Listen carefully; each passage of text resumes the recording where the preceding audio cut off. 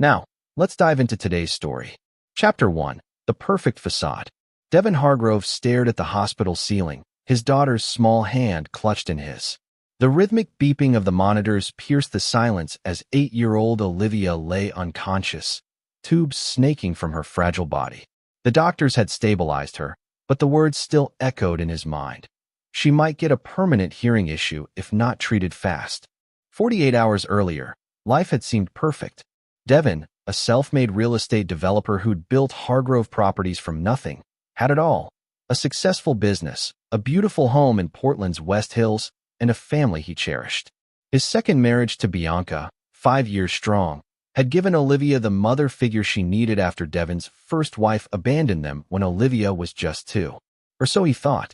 Devin had been explicit with everyone about Olivia's rare condition, Stevens-Johnson syndrome, which caused severe inflammatory reactions to certain medications and foods. Specific preservatives could trigger a systemic reaction that, in severe cases, could affect her hearing. The list of forbidden foods was prominently displayed on their refrigerator, discussed with every caregiver, and drilled into the routines of their household. Mr. Hargrove? Dr. Amara Ellis stood in the doorway, clipboard in hand. Olivia's responding well to treatment, but we need to discuss what happened. She pulled up a chair beside him. The blood work shows significant levels of sulfites and benzoates, preservatives commonly found in processed foods. These are exactly the triggers you listed in her medical history. That's impossible, Devin said, his voice hollow. We're vigilant about everything she eats. Dr. Ellis's expression hardened. This wasn't a one-time exposure, Mr. Hargrove. The levels indicate consistent consumption over weeks, possibly months. It built up in her system until it triggered this severe reaction. The realization hit Devin like ice water. His mind raced back to Bianca's insistence on being the one to pack Olivia's lunches, her dismissive comments about him being overprotective, the increasing frequency of Olivia's small complaints about not feeling well after school. I need to make some calls, Devin said, squeezing his daughter's hand before stepping into the hallway. Outside, voices carried from the waiting area. Devin stopped short at the sound of laughter, familiar laughter. Peering around the corner, he saw Bianca and her mother, Francine, huddled together and speaking in hushed tones. It's not my fault he's got her on this ridiculous diet, Bianca was saying. Kids need normal food. A few preservatives never hurt anyone. Francine patted her daughter's hand. Of course not. He's always been controlling about that child. This proves it's his parenting that's the problem. Well, this little hospital stay should convince him to ease up, Bianca replied with a smirk. Maybe I can finally stop sneaking the good stuff into her lunches. The blood in Devin's veins turned to ice. For 5 years, he'd trusted this woman with his most precious responsibility. 5 years of believing she loved Olivia as her own. 5 years of lies. His phone buzzed in his pocket. A text from his assistant, Renata. 9/11. Need to talk now. About Bianca. Call me. As the doctor emerged from Olivia's room with more grim news about potential hearing treatments, Devin made a silent vow. This betrayal wouldn't go unanswered. The facade of his perfect life had crumbled, but from the ruins, something darker and more determined would rise. Chapter 2. Unraveling Threads. Devin sat in his parked SUV outside the hospital, hands trembling as he returned Renata's call. His assistant of 7 years, Renata Velez, was more than an employee. She was the guardian of his schedule, his business confidant, and someone who had watched Olivia grow up. Thank God you called, Renata said, her voice uncharacteristically tense. I've been debating whether to tell you this for weeks, but with Olivia in the hospital, you need to know. Know what? Devin asked, though a part of him already sensed what was coming. Bianca's having an affair. With Landon Rush. The name hit Devin like a physical blow. Landon Rush, his business partner of 3 years. The man who joined Hargrove Properties during its expansion phase, bringing connections to international investors that had helped triple their portfolio. The man who'd been a guest at their dinner table countless times, who'd brought gifts for Olivia, who'd raised glasses to toast their friendship and partnership. I'm sending you some photos, Renata continued. Security cameras caught them in the executive parking garage. The timestamps matched the days Bianca supposedly had lunch with her mother. The images loaded on his phone. Bianca pressed against a luxury sedan, Landon's hands on her waist, their lips locked in an intimate kiss. How long? Devin asked, his voice dangerously calm. At least 4 months from what I can piece together. And Devin, there's something else. Remember those discrepancies in the Pacific Heights project budget? The ones Landon said were vendor billing errors. Devin closed his eyes. He's been siphoning funds. Nearly $2 million. I have the proof.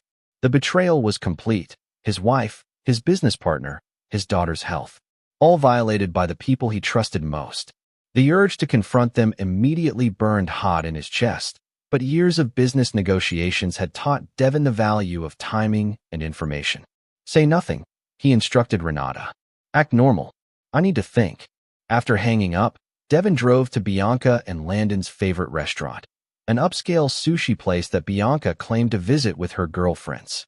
The hostess greeted him by name, her smile faltering slightly. Mr. Hargrove, we don't usually see you here. Your wife and Mr. Rush just left about 20 minutes ago. They're regulars? Devin asked casually. Every Thursday for the past few months. They're quite affectionate. She caught herself. I assumed you. That is, they seem very close. They are, Devin replied with a cold smile. Very close indeed. Back in his car, Devin pulled out a notebook and began to write. Names, dates, connections, vulnerabilities. The skeleton of a plan taking shape. His phone buzzed with a text from Bianca. Coming back to hospital now. Doctor called about her hearing tests. Are you there? Devin looked at the timestamp on Renata's photos, then at Bianca's message. She'd been wrapped in Landon's arms while their daughter fought for her health. His response was simple. Yes. The doctor has a lot to say. You should hear it. That night, after Bianca left the hospital to get rest, Devin contacted an old friend from his early real estate days, Maxwell Norton, now a private investigator specializing in financial crimes. By morning, Maxwell had agreed to put his entire team on the case, no questions asked. I don't care what it costs, Devin told him. I want everything. Where they meet, what they talk about, who knows about them, every financial transaction Landon's made in the past year, and everything about Bianca's activities when she's supposedly watching my daughter. While Olivia slept, monitored by nurses, Devin made another call to Thaddeus Becker, the most ruthless divorce attorney in Portland. The man they called the executioner. I need everything, Devin explained. Full custody, all assets protected, and I need evidence that will stand up in court about my daughter's medical condition being deliberately aggravated. Sounds like you're not just ending a marriage, Thaddeus observed. You're going to war. Devin watched his daughter's chest rise and fall with each breath, the hearing specialist's warnings about permanent damage hanging in the air. No, he corrected. I'm delivering justice. Chapter 3, The Architect of Ruin. The following days established a routine. Devin maintained his place at Olivia's bedside during the day, the concerned father navigating treatment options with specialists. Dr. Ellis had confirmed his worst fears. Olivia would need hearing aids in at least one ear, with the possibility of more extensive damage if the inflammation hadn't been caught in time. We need to discuss how this happened, Dr. Ellis said firmly during a private consultation. These levels of triggering substances didn't appear by accident. I know, Devin replied, and I'm handling it. Nights became command centers for Devin's emerging plan. While Bianca returned to their home, ostensibly to maintain normalcy, but, as Maxwell confirmed, to meet Landon there on 2 occasions, Devin converted a vacant office adjacent to Olivia's private room into his war room. Maxwell's team delivered their first report 3 days after Olivia's hospitalization. The evidence was damning. Bianca and Landon's affair had begun 6 months earlier, not 4. They communicated through a messaging app disguised as a fitness tracker. Landon had embezzled closer to $2.5 million through a complex system of false invoices from shell companies. Most disturbing were the text exchanges Maxwell recovered. Landon, did you give O this special lunch today? Bianca, yes. Fruit roll-ups, those cheese crackers, and the good soda. She loves it. Devin would freak if he knew. His precious diet for her is so over the top. Landon, your husband needs to loosen up. Kids eat that stuff every day. Bianca, well, once we're finished with our plan, she'll be eating whatever I want to give her. Devin will have bigger problems to worry about. Devin stared at the messages, rage making his vision blur. Bianca hadn't just been careless with Olivia's diet. She'd been deliberately undermining it, treating his daughter's medical condition as an inconvenience to her lifestyle. And their plan, could only mean one thing. They intended to take control of both his company and his daughter. His phone buzzed with a text from Bianca. Coming by hospital. Need to talk about O's school attendance. Perfect timing, Devin murmured, tucking Maxwell's report away. It was time for a conversation, one where he would need to contain his fury and present a carefully crafted version of himself. An hour later, Bianca arrived, designer handbags swinging from her arm, not a hair out of place. She kissed him perfunctorily on the cheek before glancing at the sleeping Olivia. The school called. They need to know when she's coming back, she said. That's your primary concern right now? School attendance, Devin asked, his voice deliberately neutral. Bianca sighed dramatically. Life goes on, Devin. She's stable. And frankly, all this drama about a little ear infection is getting tiresome. It's not an ear infection, he corrected.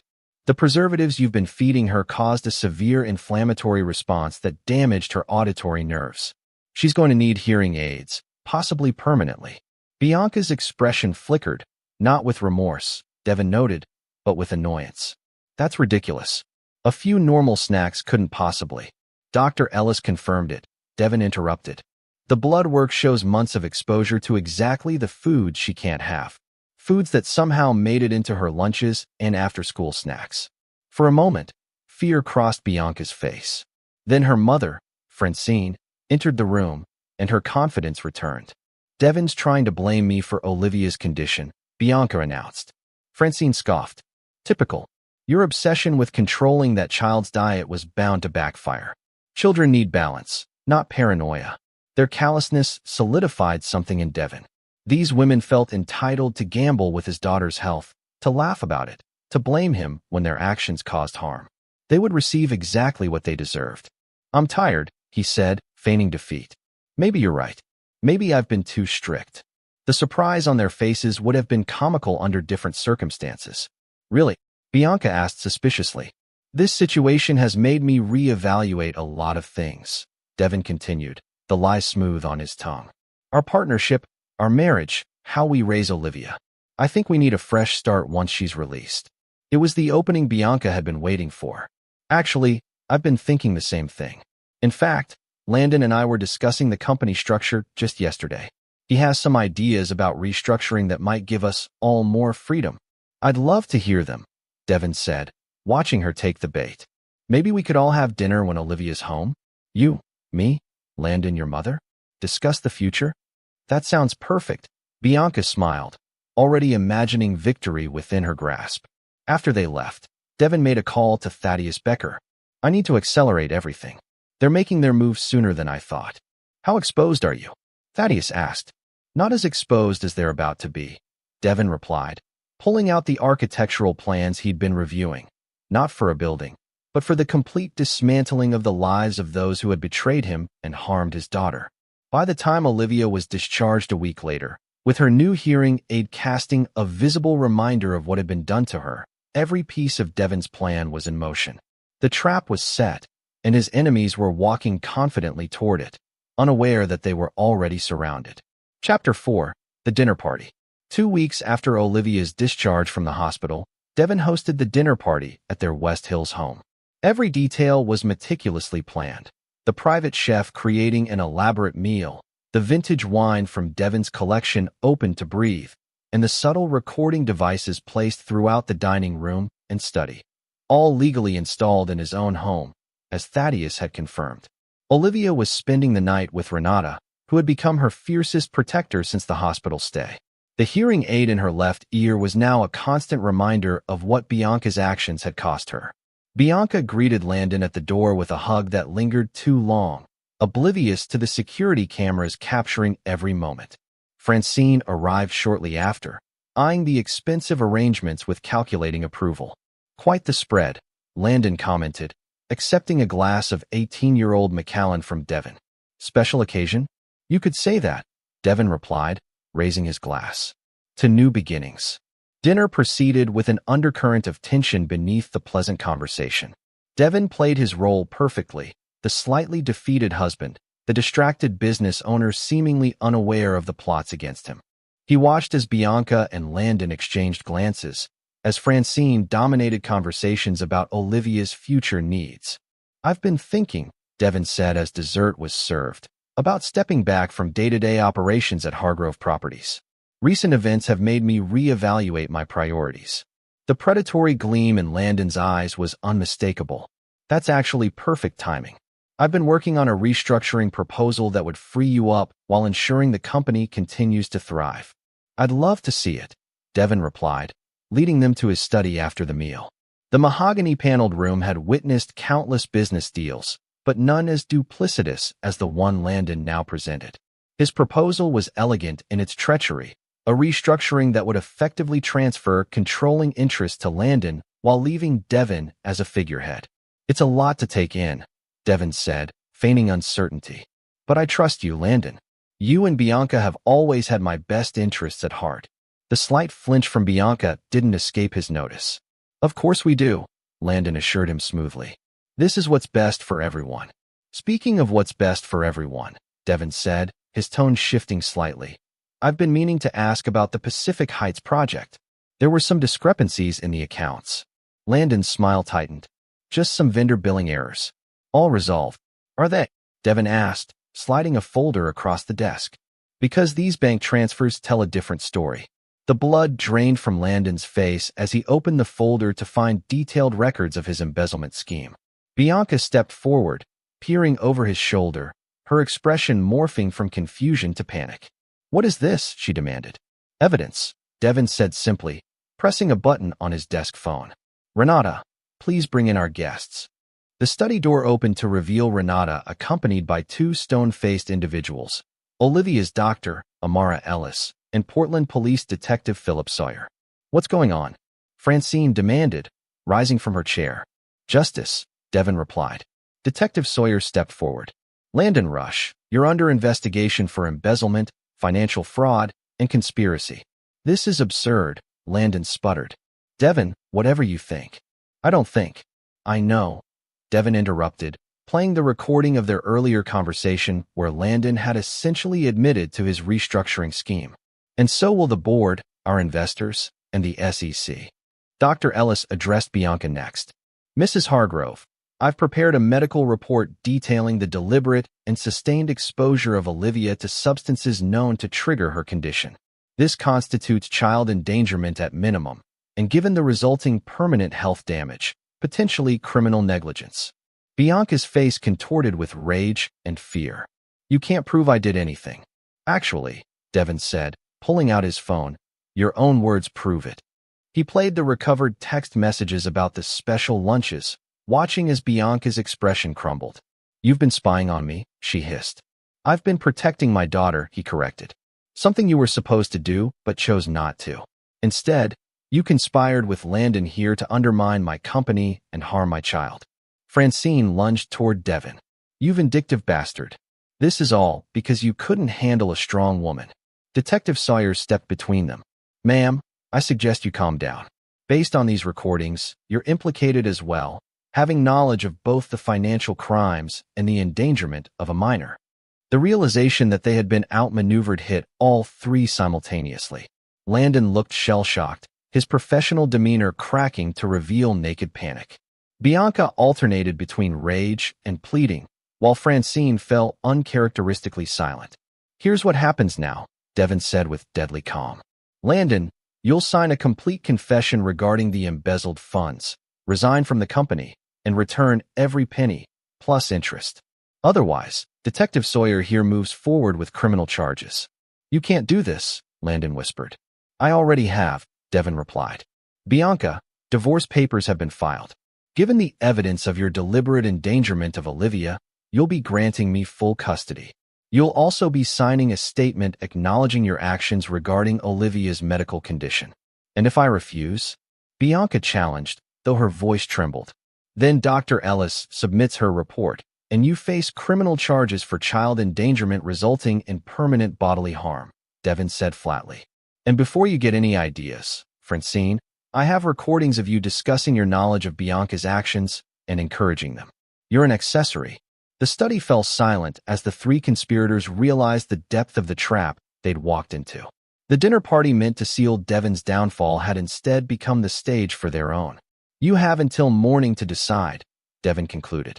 Detective Sawyer will escort Landon to his home, where he'll remain under surveillance. Bianca, you're welcome to pack a bag and stay with your mother tonight. I suggest you both take this time to consider your options carefully. As they were let out, Bianca turned back, her face twisted with hatred. This isn't over. Devin met her gaze unflinchingly. For you? It absolutely is. Chapter 5. The Price of Betrayal. By morning, Portland's business community was ablaze with rumors. Landon Rush had abruptly resigned from Hargrove Properties, citing personal reasons. A press release announced that financial irregularities had been discovered and were being addressed internally. Meanwhile, legal observers noted that Devin Hargrove had filed for divorce and emergency sole custody of his daughter, though the details remained sealed by court order. Devin sat in Thaddeus Becker's office, reviewing Landon's signed confession and the financial restitution agreement. He folded quickly, Thaddeus observed. No stomach for a fight when cornered. Landon's always been calculating, Devin replied. He knows when to cut his losses. What about Bianca? Still resisting the custody agreement. She's hired Gloria Westcott. Devin nodded. Gloria was a respected family attorney known for aggressive representation. She's making a mistake.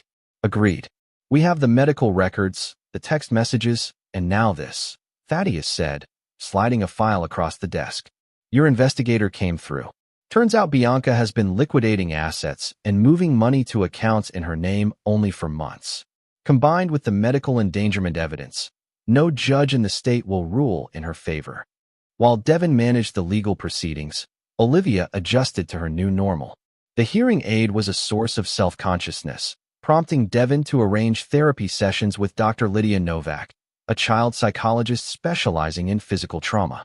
She's processing a lot, Dr. Novak told Devin after their third session. Not just the hearing loss, but the knowledge that someone she trusted caused it. What can I do? Devin asked, the rare vulnerability showing through his armor. Be consistent. Be truthful, in age-appropriate ways. And let her know that none of this was her fault. That evening, Devin sat on the edge of Olivia's bed during their nightly routine. Her room had been redecorated after the hospital stay, a fresh start without the traces of Bianca's influence. Daddy, is Bianca coming back? Olivia asked, her small fingers touching the hearing aid self-consciously. Devin chose his words carefully. No, sweetheart. Bianca made some choices that weren't safe for you, and that means she can't be part of our family anymore. Because of my ears? Because adults are supposed to protect children, not hurt them, Devin explained. What happened to your ears wasn't your fault. It was the result of Bianca giving you foods that your body can't handle, even though she knew better. Olivia processed this, her brow furrowed. Did she not like me? The question broke something inside Devin. Her actions weren't about you, Liv. Some people make choices based on what they want, not what others need. That's not love. That's selfishness. After Olivia fell asleep, Devin received a call from Maxwell Norton. You need to see this, Maxwell said without preamble. Bianca met with Francine and Gloria Westcott this afternoon. They're planning something. The surveillance photos showed the three women huddled at a corner table in an upscale restaurant, reviewing documents. Can you get closer on those papers? Devin asked. Already did, Maxwell replied. They're medical records, not Olivia's, but someone named Caroline Hargrove. Your mother? Devin's blood ran cold. His mother had battled mental illness throughout his childhood, eventually taking her life when Devin was 19. It was a private pain he rarely discussed. They're building a case that mental instability runs in your family, Maxwell continued, suggesting you might be paranoid or controlling due to inherited traits. It's a desperate play, but they're pulling out all stops. Find everything on Gloria Westcott, Devin ordered. Everyone has secrets. The next morning, Devin received a settlement proposal from Bianca's attorney. Joint custody of Olivia, substantial alimony, and half of all marital assets including portions of Hargrove Properties. The justification cited Devin's family history of mental instability and allegations that he was manufacturing evidence due to paranoid tendencies. Thaddeus scoffed when Devin forwarded the proposal. This is desperation. They're trying to force a settlement by threatening to make your mother's history public. This ends now, Devin said coldly. Within hours, Maxwell delivered a comprehensive file on Gloria Westcott. The distinguished attorney had built her career on high-profile divorces, but her past held vulnerabilities. 10 years earlier, she had narrowly avoided disbarment after evidence surfaced that she had coached a client to hide assets. The Bar Association had ultimately declined to pursue charges due to insufficient evidence. But you have the evidence, Maxwell pointed out. The investigator who built that case now works for me. Gloria buried it with connections and threats, but the documentation still exists. That afternoon, Devin arranged a private meeting with Gloria at her office. The attorney greeted him with professional detachment, her confidence evident. "This is highly irregular, Mr. Hargrove. Any discussions should include your counsel." "This discussion is better kept between us," Devin replied, placing a folder on her desk. "Before you proceed with your strategy involving my mother's medical history, you should review this." Gloria's composure cracked as she scanned the documents. Detailed records of her past ethical violations, witness statements, and bank transactions connecting her to the covered-up misconduct. "Where did you get these?" she demanded. "I'm thorough," Devin said simply. "You have two options. First, you can continue your current strategy, in which case these documents find their way to the Bar Association and every major legal publication in the country. Your career ends. Or second, you can withdraw as Bianca's counsel citing irreconcilable differences in case strategy, and these documents remain private." Gloria studied him, professional assessment giving way to something like respect. "You don't make idle threats, do you?" "I don't make threats at all. I make promises."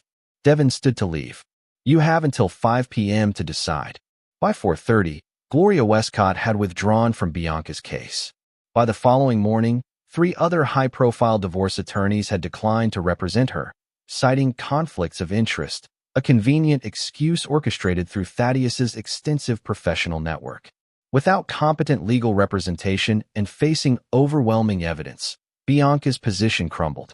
The court granted Devin temporary emergency custody of Olivia pending final divorce proceedings. The evening after the custody ruling, Francine Walsh appeared at Devin's door unannounced. Gone was the imperious mother-in-law. In her place stood a woman desperate to negotiate. "You've made your point," she said bitterly. "What will it take to end this vendetta?" "Justice isn't a vendetta," Devin corrected her. "But I'm willing to be reasonable. Bianca signs the divorce agreement, granting me full custody and waiving all claims to my business assets. In exchange, she receives the lake house and a one-time settlement. You both sign non-disclosure agreements regarding Olivia and never contact us again. And if we refuse, then I continue exactly as I have been," Devin said calmly. "The criminal charges proceed. The evidence becomes public. Bianca's role in harming a child becomes common knowledge, as does your encouragement of it. Your social standing, your reputation, all gone." Francine's face hardened with hatred. "You really are a heartless bastard." "No," Devin countered. "I'm a father protecting his child from people who proved they don't deserve to be in her life. There's a difference." 3 days later, Bianca signed the divorce and custody agreements, accepting terms far less favorable than she could have secured weeks earlier. Landon, already facing professional ruin, had fled to an undisclosed location after transferring the embezzled funds back to Hargrove Properties. The price of their betrayal had been set, and payment was coming due in full. Chapter 6: Collateral Damage. While Devin's legal strategy against Bianca and Landon proceeded, the emotional aftermath spread wider than anticipated. Olivia, despite therapy and Devin's devoted attention, still struggled with the adjustment to her hearing aid and the absence of the woman she'd called Mom for 5 years. "She's asking more questions," Dr. Novak warned during their weekly consultation. "About Bianca, about why she did what she did. Children need narratives that make sense, even when the truth is messy." Devin ran a hand through his hair, now showing strands of gray that hadn't been there a month ago. "What do I tell her? That her stepmother deliberately hurt her to manipulate me? That she cared more about money than Olivia's health?" "You tell her age-appropriate truths," Dr. Novak replied gently. "That Bianca made choices that weren't safe, that adults sometimes fail to do the right thing, and that none of it reflects on Olivia's worthiness of love." These conversations became harder as the divorce proceedings leaked into local business publications. One morning, Devin arrived at Olivia's private school to find her in tears in the principal's office. "Tara S. said Bianca left because I'm broken," Olivia whispered, pointing to her hearing aid. "She said nobody wants a kid who can't hear right." Rage flooded Devin's system. "Who is Tara's mother?" he demanded of the principal. "Sandra Ashford." The principal replied uncomfortably. She and Bianca were in the same social circle. That afternoon, Devin arranged a meeting with Sandra Ashford and her husband, who coincidentally owned a commercial property portfolio that had been seeking financing from Hargrove Properties. "I'll be direct," Devin said, once pleasantries were exchanged in his office. "Your daughter is bullying mine about her hearing disability, a disability caused by my soon-to-be ex-wife's deliberate actions. This stops today." Sandra's expression wavered between defiance and concern. "Children repeat things they overhear. I'm sure Tara didn't mean."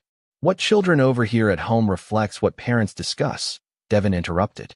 "And to be clear, if this continues, not only will your family's social connection to Bianca become problematic for you as this case proceeds, but I'll be forced to reconsider Hargrove Properties' involvement in financing your husband's riverfront development."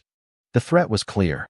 By the next day, Tara had delivered a handwritten apology to Olivia, and the Ashfords had publicly distanced themselves from Bianca. While managing these personal fires, Devin still had a company to run, one now dealing with the fallout of Landon's betrayal.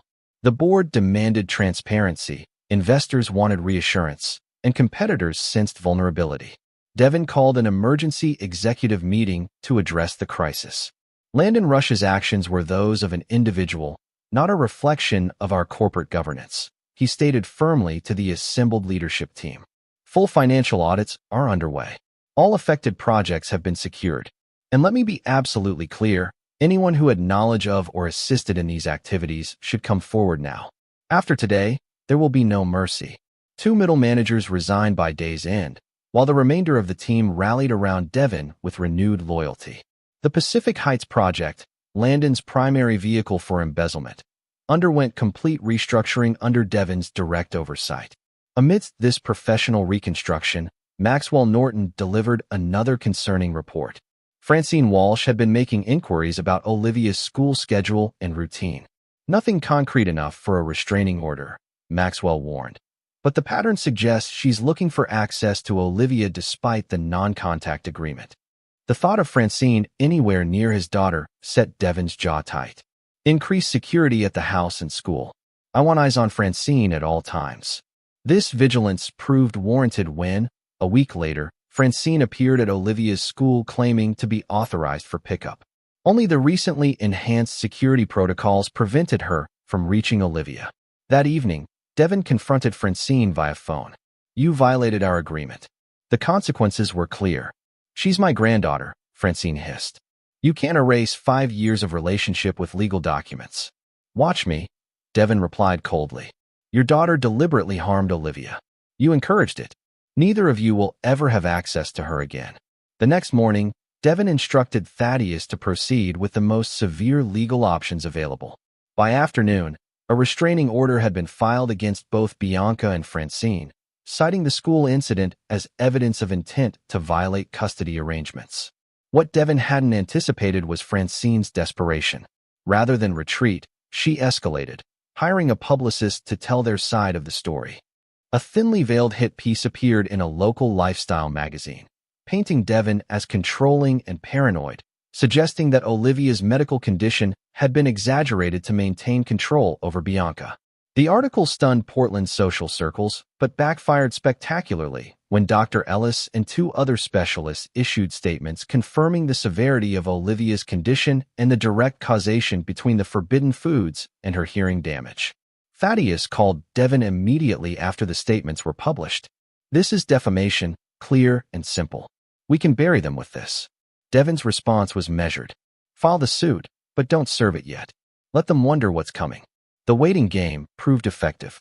3 days after the article, Francine's publicist contacted Thaddeus requesting settlement discussions. Devin's terms were non-negotiable: a public retraction, a substantial donation to a children's hearing loss foundation, and Francine's permanent relocation away from Portland. "You're not just winning a divorce," Thaddeus observed. "You're salting the earth." "They harmed my daughter," Devin replied simply. "There isn't a corner of this city where they should feel comfortable again." While this external war raged, Devin focused on rebuilding Olivia's sense of security. They established new routines: Sunday breakfasts at their favorite diner, horseback riding lessons at a country stable, and sign language classes that they took together, even though Olivia's hearing aid was sufficient for now. "Why are we learning signing if I can hear okay?" Olivia asked during their third lesson. "Two reasons," Devin explained. "First, it's always good to have different ways to communicate. Second, it's something special just for us, our own language." The simple joy on her face in that moment reminded Devin why every calculated move, every ruthless decision had been necessary. This was never about revenge for its own sake. It was about justice, protection, and creating a world where those who had harmed Olivia could never do so again. As the divorce proceedings neared their final stages, Bianca made one last desperate attempt to salvage something. She appeared at Devin's office unannounced, a shadow of her former polished self. "I've lost everything," she said without preamble. "My reputation, my friends, my home. You lost those things when you chose to harm an innocent child and betray your husband," Devin replied, unmoved. "Actions have consequences. I want to see Olivia," Bianca pleaded. "Just once, to say goodbye properly." Devin studied her, searching for any sign of genuine remorse. Finding none, he shook his head. "Olivia is not a prop for your closure. She's a child who trusted you, and you poisoned her for convenience and control. That's not something you get to say goodbye to. You'll regret this," Bianca warned, her vulnerability giving way to bitterness. "Someday she'll have questions, and your answers won't be enough." "When that day comes," Devin responded calmly, "I'll tell her the truth, that some people are incapable of putting a child's needs above their own desires, and that protecting her from those people was the most important thing I ever did." As security escorted Bianca from the building, Devin felt no satisfaction, only resolute certainty. The storm wasn't over. Landon remained at large. Francine still harbored resentment, and the echoes of betrayal would reverberate for years. But the foundation had been laid for what came next, rebuilding a life for himself and Olivia that was stronger than before, fortified by the knowledge of what they had overcome together. The reckoning had come at a cost. Now it was time for resurrection. Chapter 7: Rebuilding from Ashes. 6 months after Olivia's hospitalization, the divorce was finalized. Devin received full custody with no visitation rights for Bianca, who had retreated to her mother's condo in Arizona, her social and professional standing in Portland irreparably damaged. Landon Rush had managed to avoid criminal charges through the settlement agreement, but was essentially blacklisted in the real estate development community nationwide. On paper, Devin had won completely. The reality, however, was more complex. Olivia's hearing had stabilized, but the specialists confirmed what they had feared. She would need the hearing aid permanently in her left ear, with annual evaluations to monitor for further deterioration. More challenging than the physical adaptation was the emotional aftermath. Despite Dr. Novak's excellent therapy work, Olivia had developed trust issues that manifested in various ways: separation anxiety when Devin traveled for business, suspicion of new caretakers, and a hypervigilance about what she ate. "Recovery isn't linear," Dr. Novak reminded Devin during their monthly consultation. "She's processing betrayal at an age when children should be learning basic trust. It will take time." Devin's own healing was equally complex. The betrayal had transformed him in ways both subtle and profound. The open, trusting business leader had been replaced by someone more calculating, more circumspect, who verified everything twice and trusted very few. Renata had been promoted to chief operating officer, one of the handful of people who had proven their loyalty during the crisis. "You need to get out more," Renata told him bluntly one evening as they reviewed quarterly projections in his home office. "You can't spend every non-working moment with Olivia. It's not healthy for either of you." "She needs stability," Devin argued. "She needs a father who hasn't forgotten how to exist in the world," Renata countered. "The company charity gala is next month. You're going. I'll arrange a sitter that Olivia already knows and trusts." The Portland Children's Hospital Benefit Gala had been a fixture in Devin's calendar for years, but the thought of navigating the social waters as a newly single father and the subject of considerable gossip held little appeal. Nevertheless, he recognized the wisdom in Renata's push. The evening of the gala, Devin found himself standing alone near the bar, observing the Portland elite in their natural habitat. Conversations hushed slightly as he passed, only to resume with increased animation once he moved beyond earshot. Quite the fishbowl, isn't it? The voice belonged to Alexandra Valenta, the new head of pediatric audiology at Portland Children's, and Devin realized with a start, one of the specialists who had consulted on Olivia's case. Dr. Valenta, he acknowledged with a nod. I didn't expect to see you here. Alex, please, she corrected. And I could say the same. Word was you'd become something of a recluse. Her directness was refreshing after months of carefully measured conversations and legal semantics. Not a recluse, Devin replied. Just selective about where I spend my time. And how is Olivia doing with her hearing aid? Alex asked, her professional interest evident. She's adapting better than expected physically. Emotionally is more complicated. Alex's expression softened. Children are remarkably resilient, but betrayal by caregivers leaves deep scars. I've seen it too often in my practice. Their conversation continued through dinner, ranging from advances in hearing technology to the challenges of single parenthood. For the first time in months, Devin found himself engaged in a conversation that wasn't centered on business strategy or legal maneuvering. The evening took an unexpected turn when Devin spotted Tessa Boyd, Bianca's former friend and confidant, approaching their table. Tensing instinctively, he prepared for confrontation. Mr. Hargrove, Tessa said hesitantly. I hope I'm not interrupting. What can I do for you, Ms. Boyd? Devin asked, his tone deliberately neutral. I wanted to apologize, she said, her voice barely above a whisper.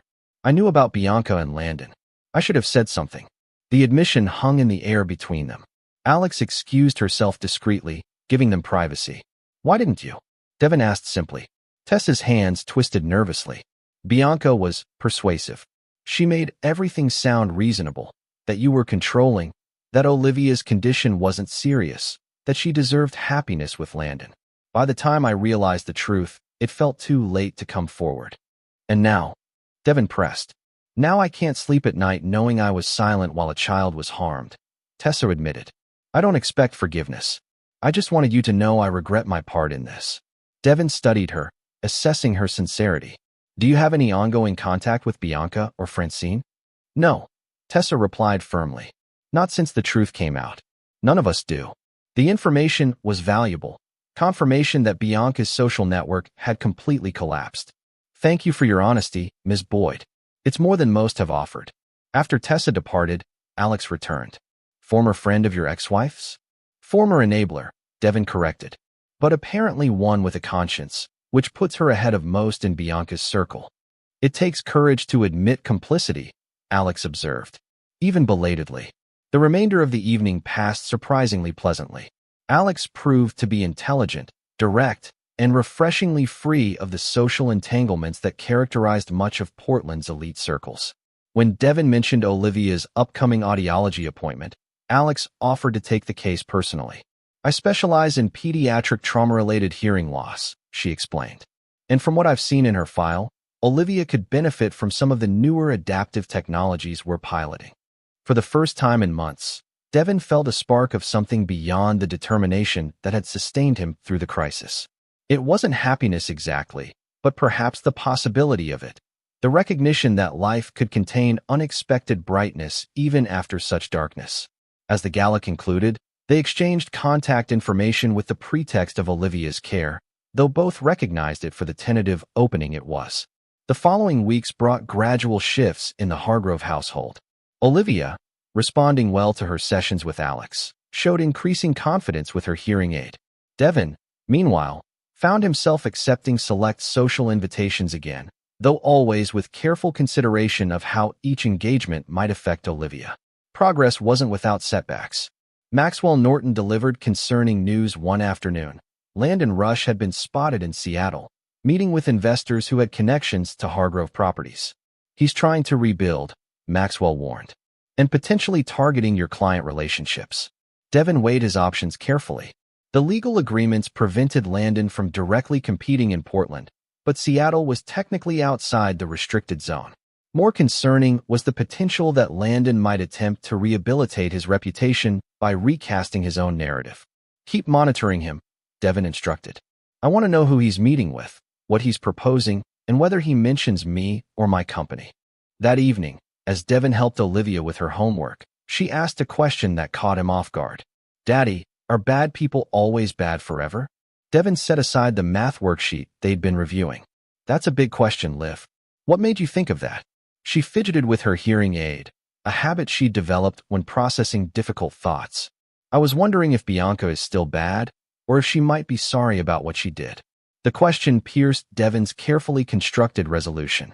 How to answer truthfully without burdening an 8-year-old with adult complexities. People make choices, he began carefully. Some make bad choices once and learn from them. Others make bad choices repeatedly because they care more about what they want than who they hurt. Which kind is Bianca? Devin sighed. Based on her actions, even after she knew she'd hurt you, I believe she's the second kind. She had many chances to make different choices, and she didn't take them. Olivia absorbed this, her expression thoughtful. That's sad for her, she finally said. But I'm glad I have you, because you always try to make good choices. The simple faith in her statement humbled Devin. Had his choices truly been good, or merely justified? The question lingered as he continued rebuilding their lives from the ashes of betrayal. Chapter 8. The Return. 14 months after Olivia's hospitalization, life had achieved a new equilibrium. Hargrove Properties had not only recovered from Landon's embezzlement, but had expanded into new markets. Olivia, now 10, had adapted well to her hearing aid and was thriving academically. Devin's friendship with Alex Valina had evolved into a cautious romantic relationship, conducted primarily during Olivia's therapy sessions and weekend activities where Alex could be present as a friend and medical professional rather than an overt romantic partner. She likes you, Devin observed one Saturday afternoon as they watched Olivia demonstrate her riding skills at the stable.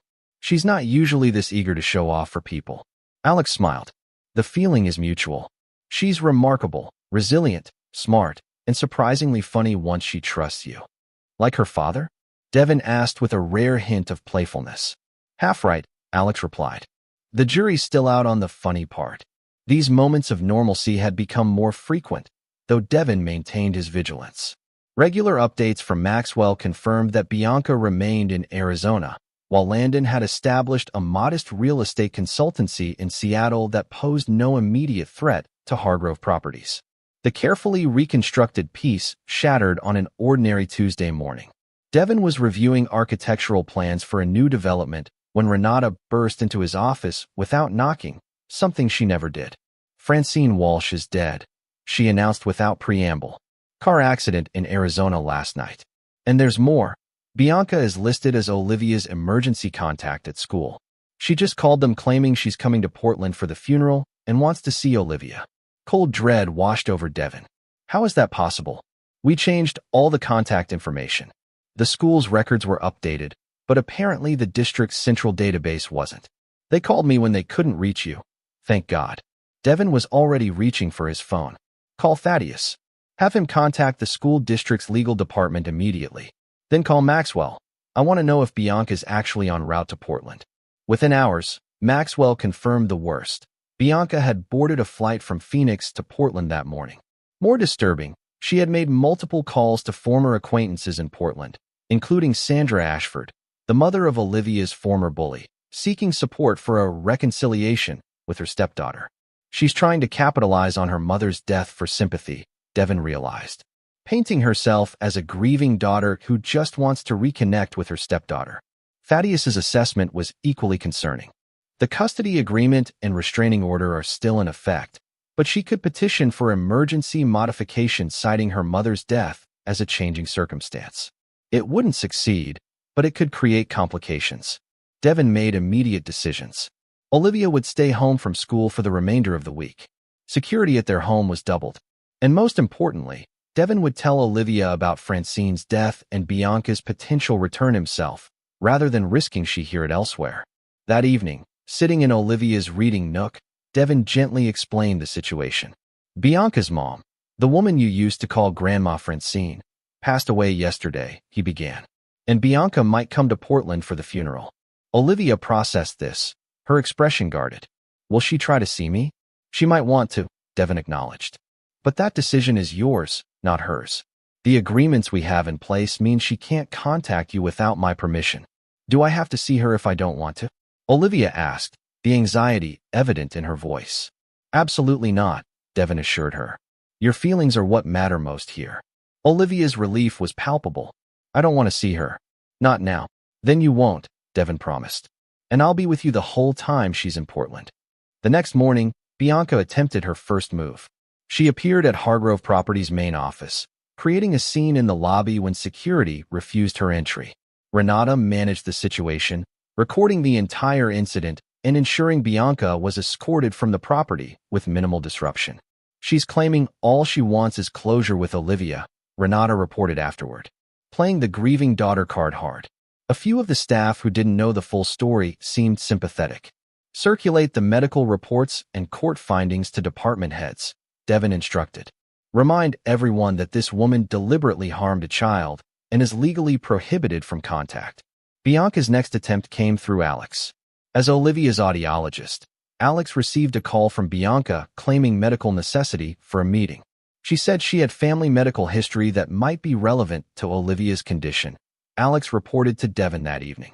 When I asked why this information wasn't shared during the initial treatment, she became evasive. It's clearly a pretext. Thank you for telling me, Devin said. She's getting desperate. What do you think her endgame is? Alex asked. She can't seriously believe she can regain access to Olivia. Devin considered this. It's not about Olivia. It's about rewriting her narrative. If she can create even one moment where she appears to be a caring stepmother, she can use that to begin rebuilding her reputation. The following day brought confirmation of this theory. Sandra Ashford called Devin directly, something she hadn't done since the confrontation over her daughter's bullying. Bianca reached out to me, she admitted. She's organizing a memorial service for Francine here in Portland and wants to invite Olivia. She says it would mean everything to have her there, that Francine loved Olivia like a real granddaughter.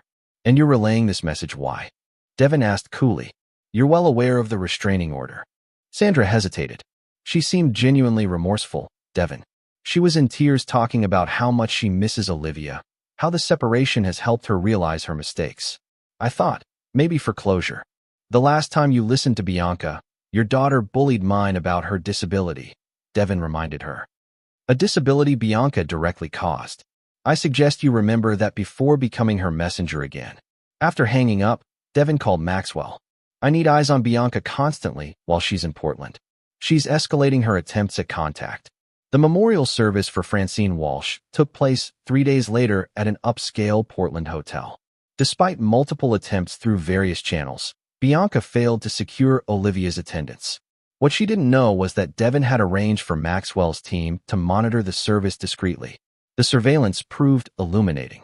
Bianca had set up a memorial display featuring numerous photographs of Francine with Olivia, positioning herself as a grieving daughter and devoted stepmother simultaneously. Her eulogy, recorded by Maxwell's team, included pointed references to family separation and the heartbreaking absence of a beloved granddaughter. She's building a public narrative, Thaddeus observed when Devin shared the recordings, creating witnesses who'll testify to her apparent devotion if she challenges the custody arrangement. Which is exactly why we maintain absolute separation, Devin replied. No contact, no exceptions. The morning after the memorial, Bianca made her most aggressive move yet. She appeared outside Olivia's therapy appointment with Dr. Novak, timing her arrival to coincide with Olivia and Devin's departure. Security intercepted her before she could approach, but not before Olivia spotted her former stepmother. The incident left Olivia shaken. That night, she experienced her first nightmare in months, waking in tears and calling for Devin. She was trying to take my hearing aid. Olivia sobbed as Devin held her. She said I didn't need it, that I was making it up. The violation of Olivia's sense of security and the setback to her therapeutic progress ignited a cold fury in Devin. This was no longer about Bianca's reputation or closure. This was a deliberate campaign to reinsert herself into Olivia's life regardless of the damage it caused. The next morning, Devin implemented the contingency plan he developed but hoped never to use. Thaddeus filed an emergency motion documenting Bianca's violation of the restraining order. Maxwell's team provided photographic evidence and witness statements confirming her presence outside the therapy office. And most decisively, Dr. Novak submitted a professional assessment of the psychological impact of Bianca's actions on Olivia. Within hours, the judge issued an expanded restraining order requiring Bianca to maintain a minimum distance of 1,000 feet from any location associated with Olivia, including her school, therapy offices, recreational facilities, and home. Any violation would result in immediate arrest. But Devin didn't stop there. He reached out to his contacts at Portland's major news outlets, offering an exclusive interview about medical child endangerment, without naming Bianca specifically, but providing enough details that anyone familiar with Portland's social circles would recognize the reference. The article appeared 2 days later, featuring expert commentary from Dr. Ellis and statistics on cases where caregivers deliberately ignored medical restrictions. Though Bianca wasn't named, the description of a local case involving a child with permanent hearing damage caused by a caregiver's deliberate disregard for dietary restrictions left little doubt. The public reminder of what she had done effectively neutralized whatever sympathy Bianca had managed to generate with her grieving daughter performance. Former friends who had begun to soften toward her retreated once again, unwilling to be associated with someone implicated in harming a child. 3 days after the expanded restraining order was issued, Maxwell reported that Bianca had checked out of her Portland hotel and boarded a flight back to Arizona. The immediate threat had passed, but the incident left its mark on both Devin and Olivia. "We should consider a more permanent solution," Thaddeus suggested during their debrief. "Perhaps relocating outside Portland? A fresh start somewhere Bianca has no connections." Devin had considered this, but dismissed it. Running would send Olivia the wrong message, that her home and security can be taken away by someone else's actions. "No, we stand our ground. This is our home, our life. Bianca is the one who lost the right to be here, not us." As they settled back into their routines, Devin reflected on how the crisis had crystallized something important. Despite all his careful planning and legal maneuvering, Bianca still retained the power to disrupt their lives as long as she harbored hopes of rewriting her story. That vulnerability needed to be addressed, not with more restraining orders or legal barriers, but by removing her motivation entirely. The solution, when it came to him, was both elegant and final. Bianca's actions were driven by her desire to rehabilitate her image, to create a narrative where she was a victim of circumstance rather than the perpetrator of harm. The only way to truly end her attempts was to make that goal permanently unattainable. The pieces were already in place. All that remained was the execution. Chapter 9, Final Judgments. 2 months after Bianca's failed attempt to reinsert herself into Olivia's life, Devin invited Alex to dinner at his home, the first time they'd acknowledged their relationship as something beyond friendship in Olivia's presence. The evening marked a milestone in multiple ways, symbolizing Devin's willingness to build something new rather than simply fortifying against past threats. "Does this mean you're going to be around more?" Olivia asked Alex directly as they cleared the dinner dishes. Alex glanced at Devin before answering. "I'd like that, if it's okay with you."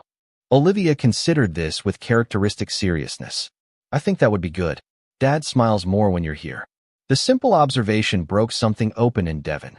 The realization that despite his efforts to shield Olivia from his own emotional landscape, she had been watching and worrying about him all along.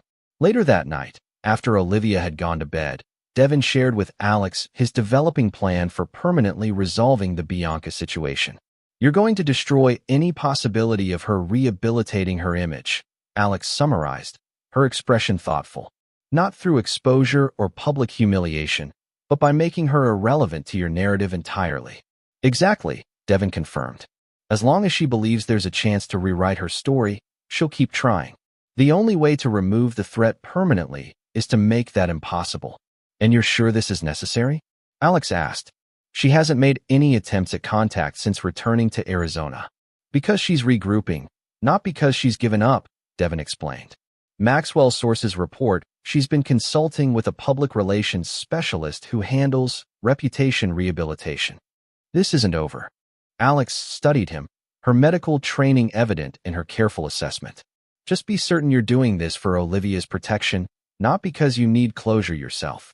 The observation was uncomfortably perceptive. Devin had become so focused on anticipating and countering threats that he sometimes lost sight of the distinction between necessary protection and punitive justice. But in this case, he was certain the two aligned. "It's both," he admitted. "But primarily, It's about ensuring Olivia never has to fear another ambush, another nightmare, another setback in her recovery. Over the following weeks, Devin methodically assembled the components of his plan. The first element involved securing allies who had previously been neutral or even sympathetic to Bianca.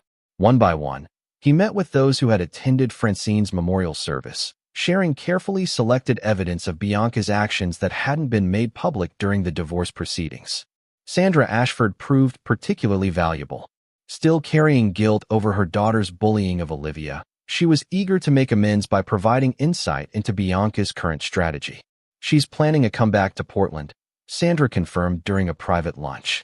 She's been reaching out to everyone who showed the slightest sympathy at Francine's memorial, testing the waters for a return. She talks about misunderstandings and exaggerations regarding Olivia's condition. And people believe her? Devin asked, keeping his tone neutral. Sandra shook her head. Not really. But you know how Portland social circles work. Controversy fades, memories soften. She's counting on enough time passing that people become willing to give her the benefit of the doubt. This intelligence accelerated Devin's timeline.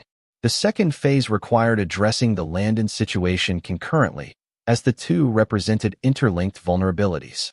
Maxwell's surveillance had confirmed that Landon's Seattle operation was struggling, his reputation still too damaged to attract major investors. More concerning were reports that he had reconnected with Bianca, their communications suggesting a potential collaboration on some new venture. They're discussing a book deal, Maxwell reported during their weekly update. A tell-all about Portland's business community with you as the central villain, controlling, paranoid, vindictive. They're positioning themselves as whistleblowers who were silenced.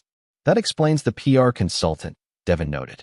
They think they can rewrite the narrative completely. The information crystallized the final phase of Devin's strategy. If Bianca and Landon were attempting to construct an alternative narrative, Devin would ensure the definitive story was already established, one so thoroughly documented and publicly verified that any counter-narrative would appear transparently self-serving. The execution began with a carefully crafted legal filing. Through Thaddeus, Devin submitted a detailed motion documenting Bianca's violations of the restraining order and her ongoing attempts to circumvent the custody agreement. Unlike previous filings, which had been sealed to protect Olivia's privacy, this one requested specific portions be made public record due to ongoing concerns about potential endangerment. The judge, already familiar with the case history, granted the motion within days. Suddenly, the medical evidence, text messages, and testimony that had previously been shielded from public view became accessible to anyone interested enough to look, including journalists. Simultaneously, Devin authorized Renata to provide a comprehensive financial analysis to the SEC regarding the embezzlement that had occurred under Landon's supervision. Though Hargrove Properties had chosen not to pursue criminal charges as part of the settlement agreement, nothing prevented regulatory review of the financial improprieties. This isn't about revenge, Devin explained to his executive team. It's about transparency and accountability. If we publicly stand for ethical business practices, we need to demonstrate that commitment even when it's personally uncomfortable. The third element involved Dr. Ellis and Dr. Novak. With their permission, Devin arranged for them to participate in a medical conference panel on caregiver-induced medical trauma in children. Without naming Olivia specifically, they presented her case as an example of the devastating consequences when adults deliberately ignore medical restrictions. The conference proceedings were published in a respected medical journal and subsequently picked up by mainstream media outlets, sparking a national conversation about the intersection of medical neglect and custody disputes. Within weeks, any possibility of Bianca and Landon repositioning themselves as misunderstood victims had evaporated. The documented evidence, regulatory scrutiny, and medical validation created an impenetrable barrier against their attempted narrative revision. The final blow came unexpectedly from Tessa Boyd, Bianca's former friend. Having witnessed the mounting evidence, Tessa decided to clear her conscience completely. She approached Devin with a proposal to make a formal statement about what she had witnessed during Bianca and Landon's relationship, including conversations where they had explicitly discussed using Olivia as leverage against Devin. I kept silent too long, Tessa explained. I told myself it wasn't my business, that I was being loyal to my friend. But loyalty doesn't justify enabling harm to a child. Her statement, provided under oath and filed with the family court, completed the circle of accountability. Bianca and Landon now faced not just public condemnation, but potential legal consequences if they persisted in their campaign to rewrite history. The strategy worked more effectively than even Devin had anticipated. Within a month, Maxwell reported that Landon had abandoned his Seattle operation and relocated to Florida, severing all ties with Bianca in the process. Bianca herself withdrew from social media and ceased all attempts at contact with her former Portland connections. "They're done," Maxwell confirmed. The book deal collapsed. Their PR consultant dropped them. There's no angle left for them to exploit. For the first time since Olivia's hospitalization, Devin felt the vigilance that had defined his existence begin to ease.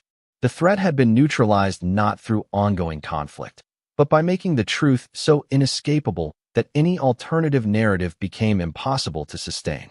The resolution manifested in unexpected ways. Olivia, sensing the shift in her father, began showing more independence and confidence. Her nightmares subsided. During a routine visit with Dr. Novak, she expressed a significant insight. "I used to think Bianca hurt me because there was something wrong with me," she confided. "But now I understand it was because there was something wrong with her. That's sad, but it's not scary anymore." Devin's relationship with Alex deepened as well, moving beyond the careful boundaries they had maintained during the crisis. When she suggested they consider moving in together, Devin found himself open to the possibility in a way that would have been unimaginable a year earlier. "Are you sure?" he asked. "Our lives haven't exactly been uncomplicated."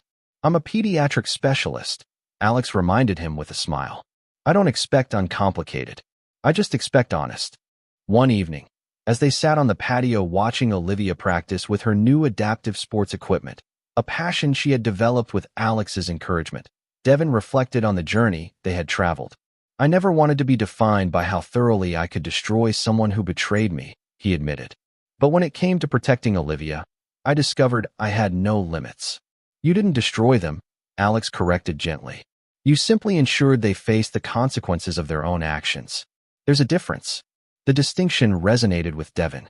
He hadn't set out to ruin lives for the sake of vengeance, but to create a world where those who had harmed his daughter could never do so again. The result looked similar on the surface, but the underlying purpose made all the difference, not just legally or ethically, but in how he could move forward with his own life. As summer transitioned to fall, Devin finalized the last piece of his resolution. He established the Olivia Hargrove Foundation for Pediatric Auditory Health, funded with a substantial endowment, and focused on both medical research and support services for children with hearing challenges.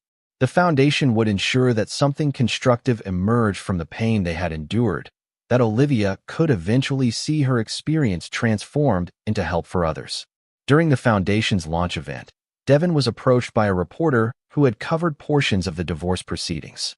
"Your ex-wife and former business partner tried to position you as ruthless and unforgiving," the reporter noted. "Looking back, do you think that assessment was accurate?" Devin considered the question carefully, aware of Olivia chatting animatedly with other children across the room, her hearing aid now a source of pride rather than self-consciousness. "When it comes to those who deliberately harm innocent children," he replied, "I am absolutely unforgiving. Some betrayals can't be overlooked, some lines can't be uncrossed. But ruthlessness implies cruelty for its own sake. What I did was ensure justice and protection, not inflict unnecessary pain." The reporter seemed satisfied with this distinction. "And your daughter? How has she processed everything that happened?" Devin watched Olivia demonstrate her signing skills to an impressed group of adults. "She's learned that trust must be earned, not automatically given. That some people will choose their own desires over others' well-being. But most importantly, she's learned that she deserves protection, that her health matters, and that she's never alone in facing challenges." As the event concluded, Devin, Olivia, and Alex walked together toward the car. Olivia reached for both their hands, forming a natural connection between them. The simple gesture embodied everything Devin had fought for, not just the absence of threat, but the presence of something new and whole, built from the ashes of betrayal. The story that had begun with a child's hospitalization and a mother's laughter had transformed into something neither Bianca nor Landon could have anticipated. A family strengthened rather than broken, a future secured rather than destroyed, and a father who had discovered exactly how far he would go to protect what mattered most. It wasn't forgiveness. It wasn't reconciliation. It was something more powerful, the complete and final rendering of justice, and the freedom to build something new without the shadow of past betrayals hanging over them. In the end, that was the most complete victory of all. This is where our story comes to an end. Share your thoughts in the comments section. Thanks for your time. If you enjoy this story, please subscribe to this channel. Click on the video you see on the screen, and I will see you there.